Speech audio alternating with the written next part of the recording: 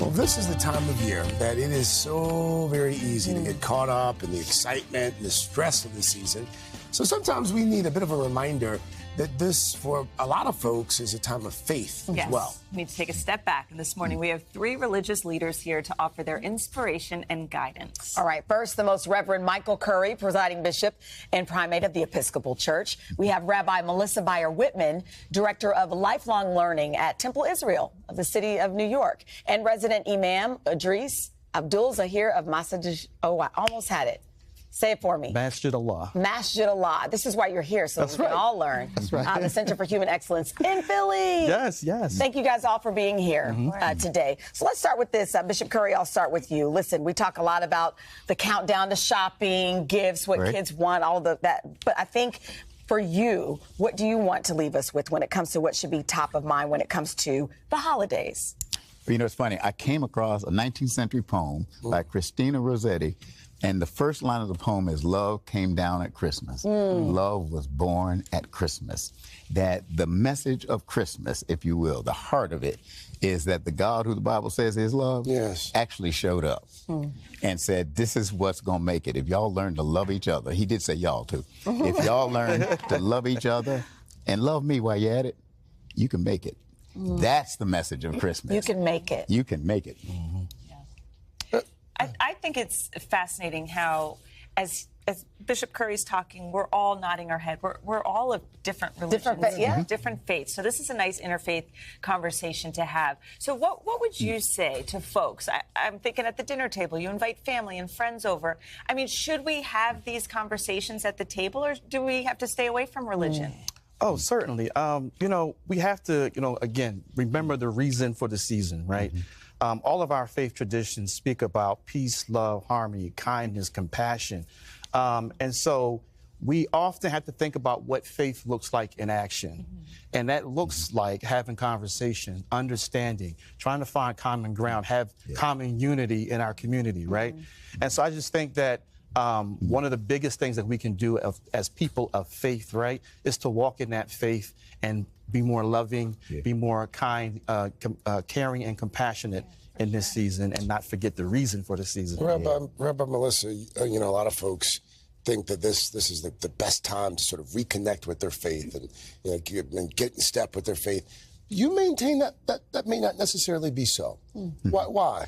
So there's so much around us that reminds us of the holidays. There's decorations everywhere. There's lists of things that we need to buy and do.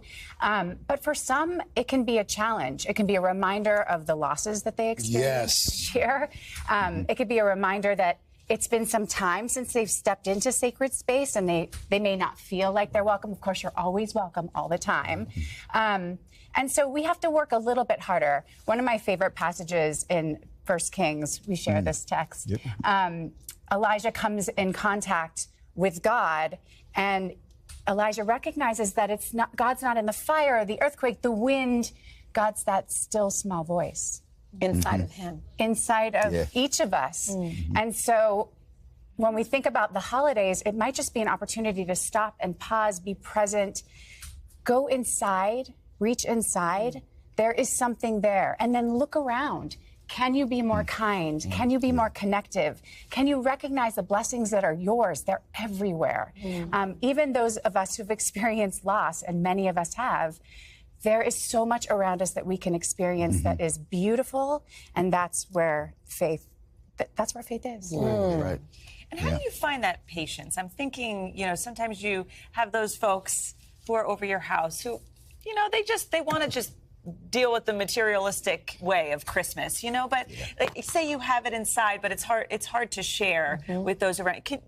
How do you best navigate conversations you have with family in your house who don't feel faith the way you do? Love them anyway. Just love them anyway. You don't have to agree with them. You may or may not even like them. Love them anyway. Sounds like you've been to my house. Oh, yeah. Exactly. That's family, but actually do that. Give them a Christmas gift. Give them a gift. Give them something. Why? Do something good. Why? Why? Why? You know what? It may do more for you than it does for them. Wow, that's good. Actually do something that brings the good out of you, and share it with them.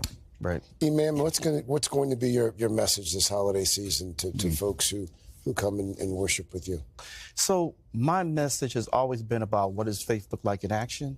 You know, part of what I have done since my aunt passed away several years ago, my uncle's a Christian, and we spend Christmas Day and have Christmas dinner with him. You know, because as you say, there are some folks that get caught up in the gifts and the goodies and all these different things. But, you know, some people, you know, have a mask on and they have some deep hurt, some deep suffering that may be happening. And so what you want to do is try to connect with family, try to be there for family. And that's showing up and being present.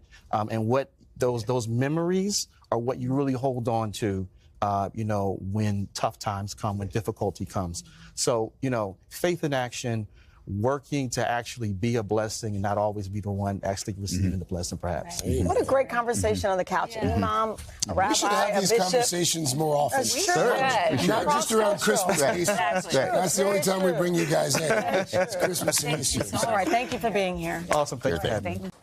Hey, thanks for watching. Don't miss the Today Show every weekday at 11 a.m. Eastern, 8 Pacific on our streaming channel, Today All Day. To watch, head to today.com/allday or click the link right here.